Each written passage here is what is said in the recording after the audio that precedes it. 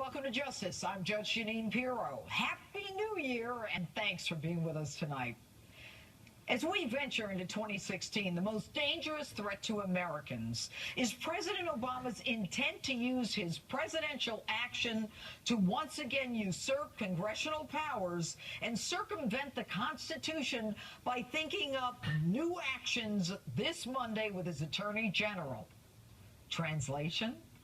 Together, they will chip away at our Second Amendment gun rights. And let's not kid each other.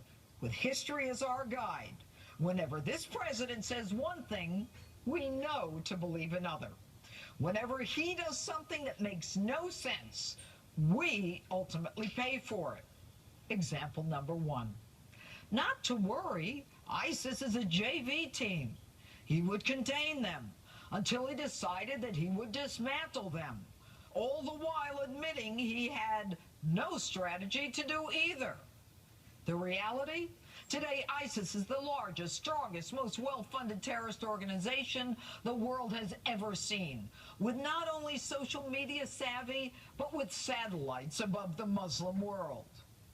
Example number two. Al-Qaeda is on its knees. We've defeated the Taliban sufficient to bring our troops home. Now, maybe I miss it, but apparently there's been a resurrection. The reality? Al-Qaeda is far from on its knees, developing training camps all over Africa and Afghanistan. And the Taliban? Back in Afghanistan, on the brink of controlling it again.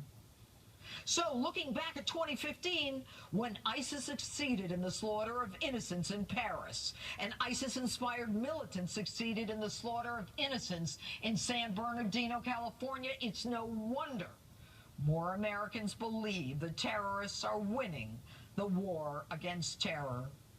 It's no wonder 64% of Americans disapprove of Obama's approach to ISIS. So where does this all leave you?